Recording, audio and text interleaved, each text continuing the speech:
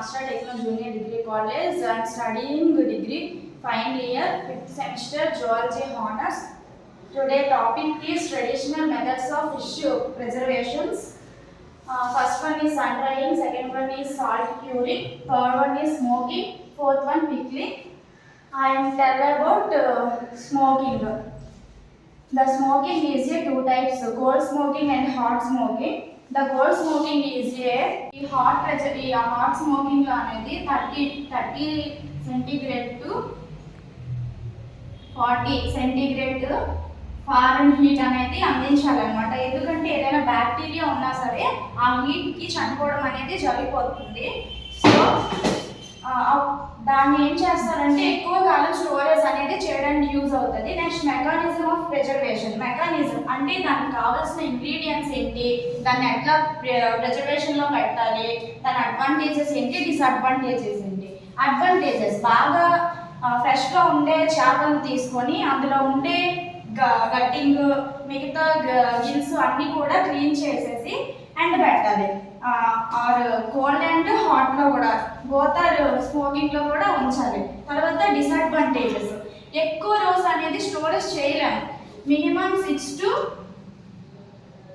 7 weeks మాత్రమే వీటిని ప్రిజర్వేషన్లో పెట్టగలం అంతే. తర్వాత ఇంకా ఉంచాలి అనే ప్రయత్నం చేస్తే అవి కంటామినేట్ అనేది అయిపోతుంది అన్నమాట.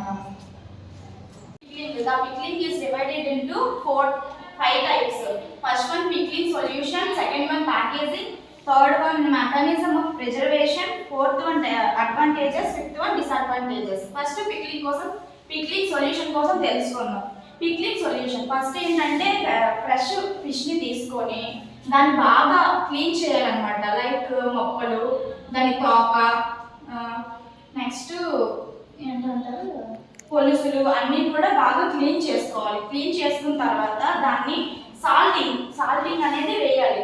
సాల్టింగ్ చేసిన తర్వాత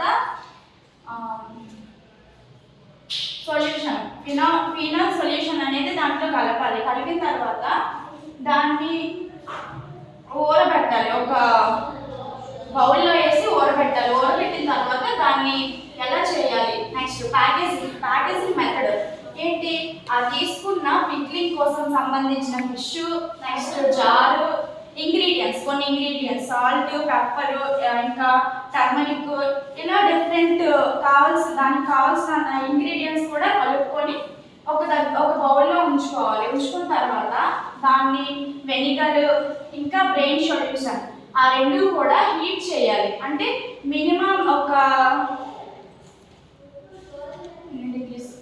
5 degrees ఫారెన్హీట్లో బాగా బాయిలింగ్ చేసిన తర్వాత ఒక బేకర్ ఉంటుంది, ఒక జార్. ఆ జార్లోకి ఈ సొల్యూషన్ అనేది వేయాలి. వేసిన తర్వాత ఇవి బాగా మనం కలుపుకున్న ఫిషెస్ అవన్నీ ఉంటాయి కదా, వాటిని కూడా ఇందులో వేయాలి. వేసిన తర్వాత వెంటనే వితిన్ సెకండ్లో కూడా దానిపైన ఒక సిల్వర్ కవర్ అనేది మూతలాగా పెట్టాలి. లేదు అంటే దాంట్లో బ్యాక్టీరియా, నెక్స్ట్ ఫంగై ఇలాంటివి చేరిపోయి ఆ పికిల్స్ అనేవి పాడవడం జరుగుతుంది.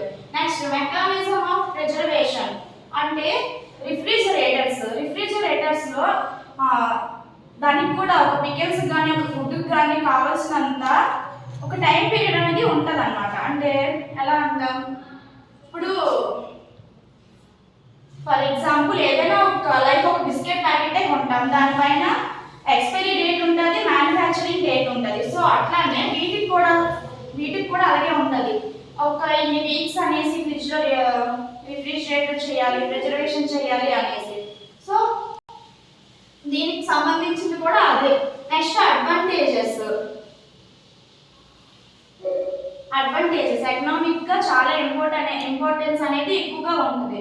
నెక్స్ట్ డిసడ్వాంటేజెస్, వన్స్ ఆ పైన ఉండే సిల్వర్ వ్యాపర్ అనేది మనం సరిగ్గా ముయ్యనట్లయినా, లేదంటే సరిగ్గా దాన్ని యూజ్ చేసి వాడకపోయినట్లయినా అది పాడైపోవడం అనేది జరుగుతుంది. సో పిక్లింగ్ అనేది చాలా most important in Indian economic.